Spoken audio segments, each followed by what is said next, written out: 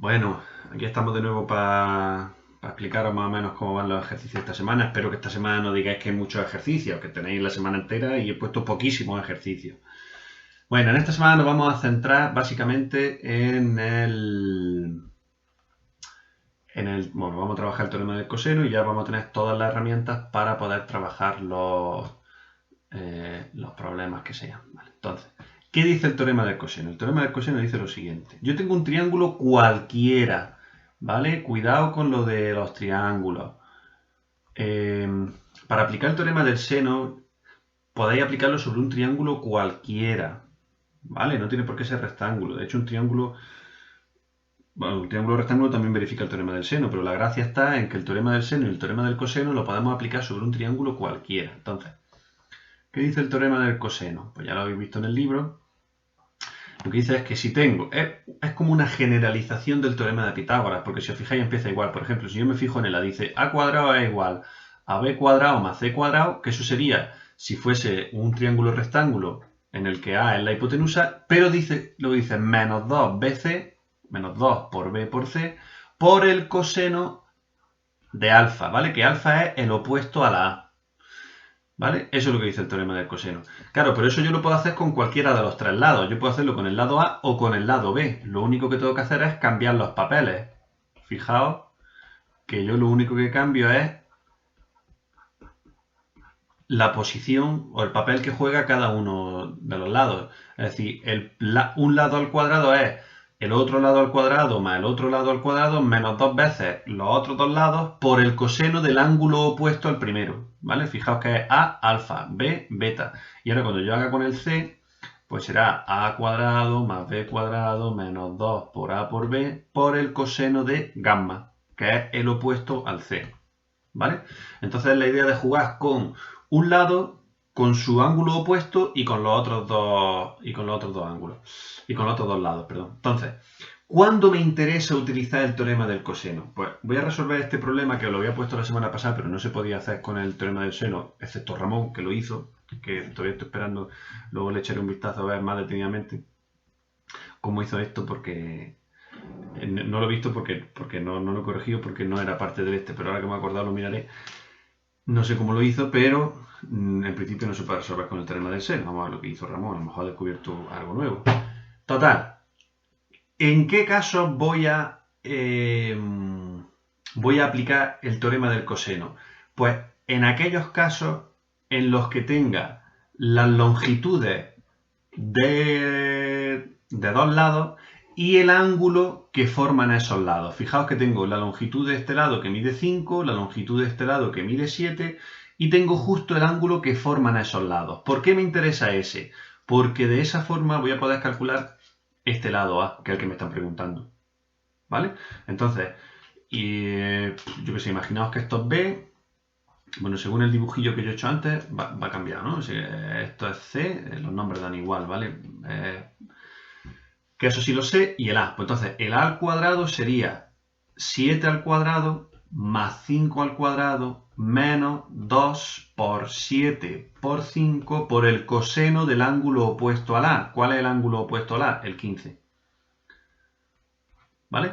Entonces, haciendo esto no lo voy a hacer, ¿vale? Hacéis las operaciones, calculáis cuánto vale A cuadrado y luego despejáis. La A será la raíz de lo que sea, ¿vale? Y ya os sale una longitud, en metros en este caso, ¿vale? Entonces, lo importante es que el teorema del coseno me interesa utilizarlo cuando tengo una situación de esta, repito. Cuando tengo la longitud de dos de los lados y el ángulo que forman esos lados. ¿Por qué me interesa esa situación y no otra? Porque en la otra es mucho más fácil aplicar el teorema del seno, ¿vale? Si yo tengo otra situación en la que tengo, imaginaos por ejemplo que en vez de tener S, tuvierais S y este ángulo que es 38, ¿vale? Pues es más fácil utilizar el teorema del seno porque aquí tenéis una longitud y su opuesta, y su ángulo opuesto. ¿Qué situación ocurre con lo del teorema del coseno? Pues que si yo tenía aquí, que esto eran 15 grados, lo que ocurría es que tengo un lado, pero no tengo su ángulo opuesto. Tengo un lado, pero no tengo su ángulo opuesto. Tengo el ángulo opuesto, pero no tengo cuánto mide el lado. ¿Vale? Entonces por eso tengo que aplicar el del coseno. Con que tenga un lado y el del opuesto, tengo que utilizar el seno. pero si tengo solo uno de los dos elementos, tengo que utilizar coseno. Entonces, la situación clásica en la que lo vais a encontrar es dos lados y el ángulo que generan esos dos lados. Y ese es teorema. Y ahí hay que utilizar teorema del coseno. ¿Vale? Creo que en el libro, en el segundo resumen que tenéis que hacer, os lo explica. Entonces, por ejemplo, dice el 8, resuelve los siguientes triángulos. Pues si os fijáis, tenemos esa situación, tenemos un lado y el ángulo que forman los dos, pues teorema del coseno. A lo mejor tenéis que aplicar más cosas, ¿vale? A lo mejor tenéis que aplicar luego el teorema del seno o mezclar el teorema del coseno y el teorema del seno para calcular ciertas longitudes, pero de primera tenéis que utilizar teorema del coseno, ¿no ves? Lado y ángulo, que generan esos dos lados. Pues lo mismo, ¿vale? Entonces primero aplicáis el teorema del coseno y luego ya con los datos que tengáis, una vez que habéis aplicado el teorema del coseno, pues ya aplicáis el teorema del seno o lo que tengáis que hacer. Probablemente teorema del seno, ¿vale? Y en el 11 dice un triángulo tiene un ángulo de 50 grados, los lados que forman dicho ángulo miden 12 y 16, por lo mismo. No quería hacer dibujillo, pero lo voy a hacer.